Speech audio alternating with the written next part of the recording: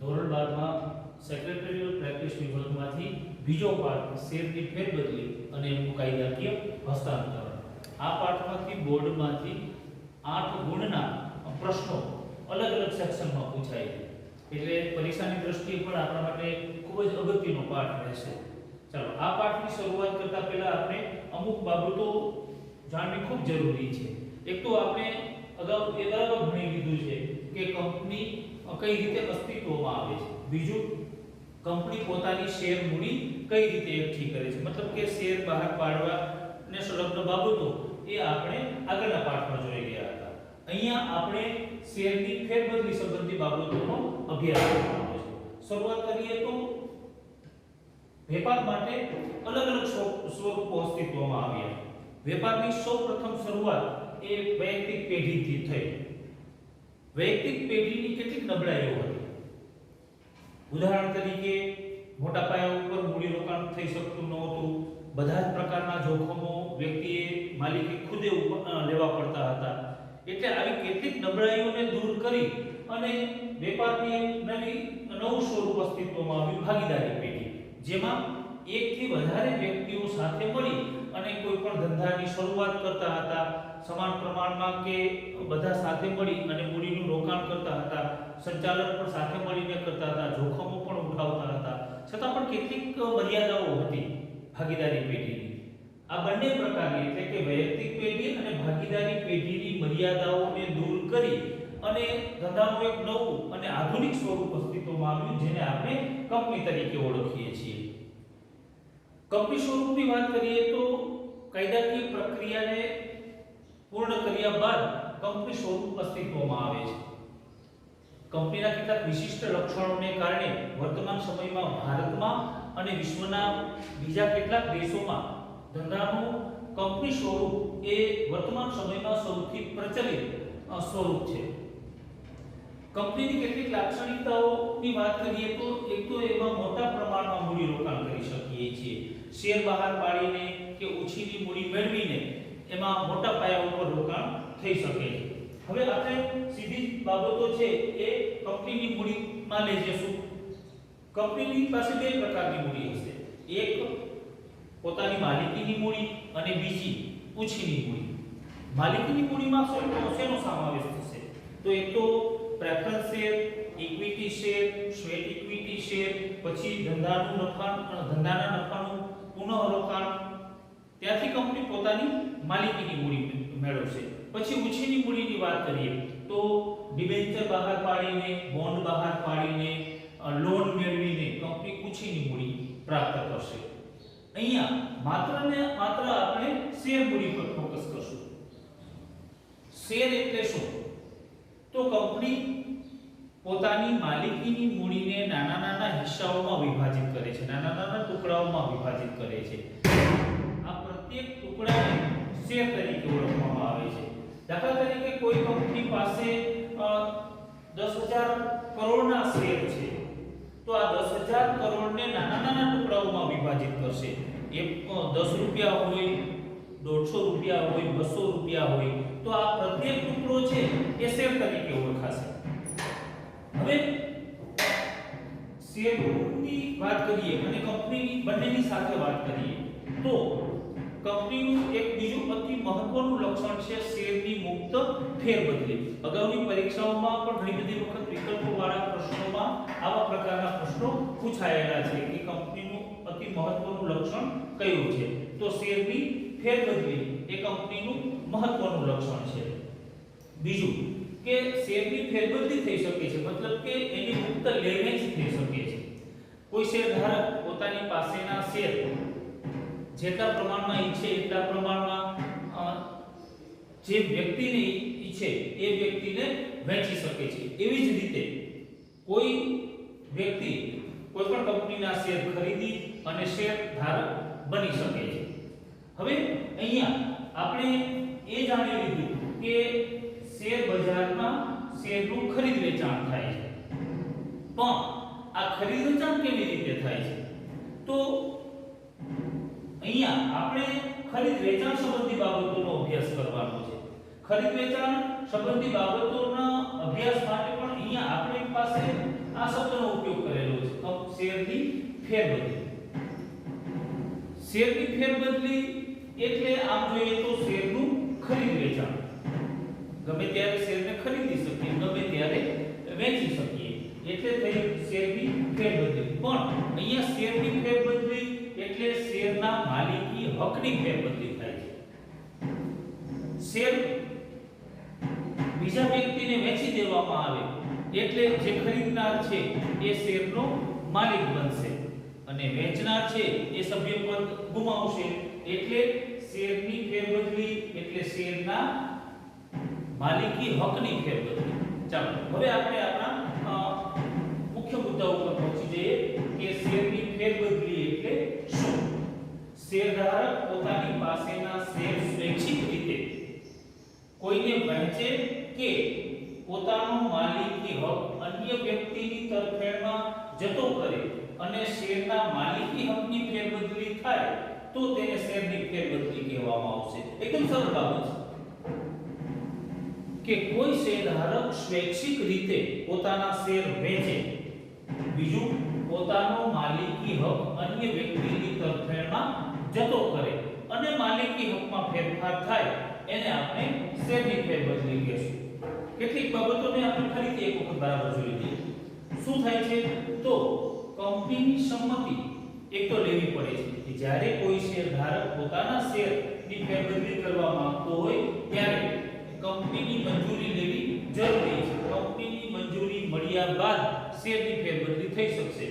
એટલે એક તો કંપનીની સંમતિ જરૂરી છે, બીજું માલિકીની ફેરબદલી એટલે કે માલિકી હકની ફેરબદલી થાય છે. ખરીદનાર માલિકી હક પ્રાપ્ત કરે છે અને વેચનાર એ માલિકી હક ગુમાવે છે. ત્રીજું, શેર ખરીદનારને સભ્યપદ પ્રાપ્ત થાય છે. માલિકી હકમાં ફેરફાર થાય છે એ આપણે હમણાં જોયું. જે વ્યક્તિ શેર ખરીદે છે એ સભ્યપદ પ્રાપ્ત કરશે. ત્યાર પછી શેર વેચનારના સભ્યપદનો અંત સ્વાભાવિક છે કે પોતે શેર વેચી દેશે એટલે એમનું નામ સભ્યપત્રકમાંથી રદ કરવામાં આવશે. એટલે કે વેચનાર વ્યક્તિના સભ્યપદનો અંત આવશે.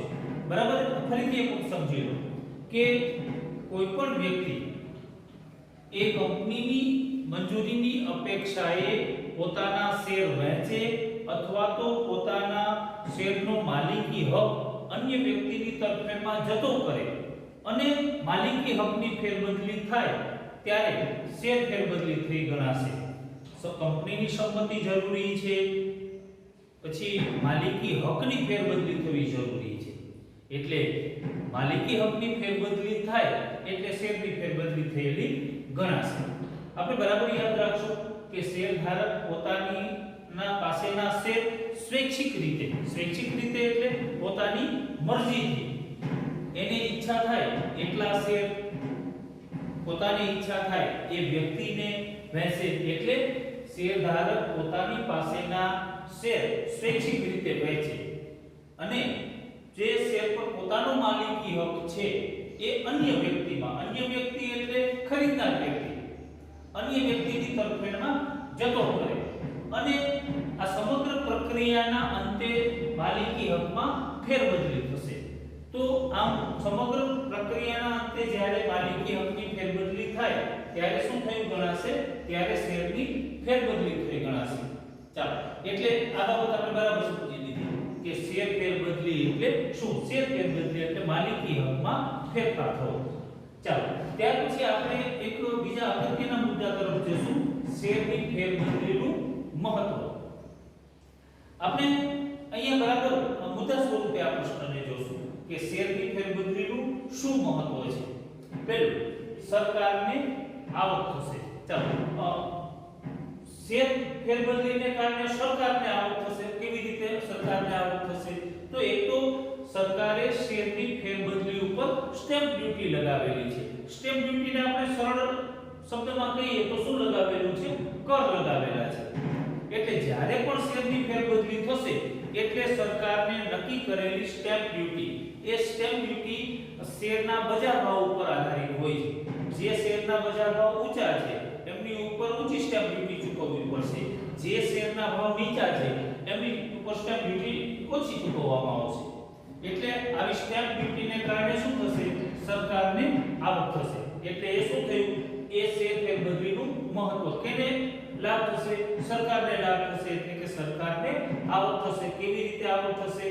તો સરકારે ફેરબદલી ઉપર કર લગાવેલા છે, આ કર સરકારને પ્રાપ્ત થશે અને એમને આવક પ્રાપ્ત થશે. બીજો ફાયદો કેને થશે? તો શેર વહેંચનારને રોકડ પ્રાપ્ત થશે. રોકડ પ્રાપ્ત થશે એટલે ઉદાહરણ સ્વરૂપે જોઈએ તો મારી પાસે કોઈ પણ કંપનીના શેર હોય, હું અન્ય વ્યક્તિને વેચું એટલે એના કારણે મને સીધા જ રોકડા રૂપિયા પ્રાપ્ત થશે. વેચનારને શું ફાયદો થશે? તો એ પોતાના શેર વેચી અને રોકડ રકમ પ્રાપ્ત કરી શકે છે. ત્રીજું, શેર ખરીદનારને માલિકી હક મળે. આપણે થોડી વખત પહેલા પણ જોયું હતું કે માલિકી હકમાં ફેરબદલી થાય છે. જે શેર વેચે છે એ શેરનો માલિકી હક ગુમાવશે અને શેર ખરીદનારને શું પ્રાપ્ત થશે? માલિકી હક પ્રાપ્ત થશે. ત્યાર પછી થશે ભાવમાં થતા ફેરફારનો લાભ. એ કેવી રીતે? આપણે બરાબર આ બાબતથી થોડા પરિચિત છીએ કે કંપનીના શેરની લે-વેચ એ શેર બજાર મારફતે થાય છે. ઘણી બધી બાબતો છે એ શેરના ભાવ પર આધારિત હોય છે. ઘણી બધી વખત કંપનીના શેર છે એમાં વધારો થાય, મતલબ કે એના ભાવમાં વધારો થાય. ઘણી બધી વખત મંદીના માહોલમાં એવું પણ બને કે એ જ કંપનીના શેર છે એમના ભાવ નીચા આવે. હવે અહીંયા આપણે શું ધ્યાનમાં લેવાનું છે? ભાવમાં થતો ફેરફાર. કોઈ વ્યક્તિ છે એ નીચા ભાવે ખરીદેલા શેર એ જ કંપનીના ભાવ ઊંચા થશે એટલે શું કરશે? વેચી નાખશે. જેના કારણે એને શું થયું? લાભ થયો કે એમને નીચા ભાવે ખરીદેલા શેર હતા એ ઊંચા ભાવે વેચશે, જેના કારણે તફાવતની રકમ એમને પ્રાપ્ત થશે અને એમને સીધો જ નાણાકીય લાભ થશે. બરાબર? અહીંયા સરકારને લાભ થતો હતો, અહીંયા વેચનારને લાભ થાય છે અને ખરીદનાર માલિકી હક પ્રાપ્ત કરે છે, ભાવમાં થતા ફેરફારનો લાભ પ્રાપ્ત કરે છે. ચાલો, ત્યાર પછી આપણે નાણાંનો પ્રવાહ કાર્યક્ષમ એકમો તરફ. હવે એ શું છે? આપણે બરાબર જાણીએ છીએ કે જેટલી પણ કંપનીઓ અસ્તિત્વ ધરાવે છે એમની બજારમાં એકસરખી પ્રતિષ્ઠા નથી.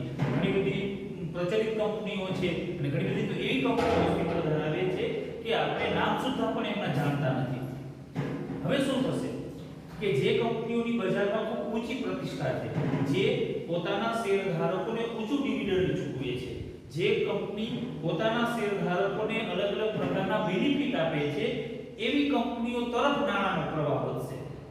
જે બિનકાર્યક્ષમ એકમો છે એટલે કે જે ની બજારમાં પ્રતિષ્ઠા સારી નથી એવી કંપનીઓના શેર વેચી અને લોકો કઈ કંપનીઓમાં રોકાણ કરશે? જે કાર્યક્ષમ એકમો છે, જેમની બજારમાં ખૂબ સારી પ્રતિષ્ઠા છે, એવી કંપનીઓના શેર ખરીદશે. એટલે નાણાંનો પ્રવાહનો શું થયું? બિનકાર્યક્ષમ એકમો હતા એના તરફથી નાણાંનો પ્રવાહ કાર્યક્ષમ એકમો તરફ ગયો. જે બરાબર પ્રતિષ્ઠિત કંપનીઓ છે એમને બજારમાં સરળતાથી નાણાં પ્રાપ્ત થશે. એટલે કંપનીને પણ શેરની ફેરબદલીને કારણે ફાયદો થશે. શું ફાયદો થશે? કે એ બજારમાંથી સરળતાથી નાણાં પ્રાપ્ત કરી શકશે. અન્ય એક મહત્વની વાત કરીએ તો શેર બજાર અને મૂડી બજારનો વિકાસ. આપણે બરાબર જાણીએ છીએ કે શેર બજાર છે એ શેરની લે-વેચનું કામ કરે છે. હવે જેટલા પ્રમાણમાં શેરની લે-વેચ થશે એટલા પ્રમાણમાં શેર બજારને ફાયદો થશે, મૂડી બજારનો વિકાસ થશે. એટલે શેરની લે-વેચ સાથે સીધી જોડાયેલી બાબતો છે મૂડી બજારનો વિકાસ અને શેર બજારનો વિકાસ. જેટલા પ્રમાણમાં શેરની લે-વેચ થશે એટલા પ્રમાણમાં મૂડી બજારને પણ ફાયદો થશે અને શેર બજારને પણ ફાયદો થશે. આપણે પ્રશ્ન ભણીએ છીએ શેર ફેરબદલીનું મહત્વ. તો એક મહત્વ થશે કે શેર બજાર અને મૂડી બજારનો વિકાસ.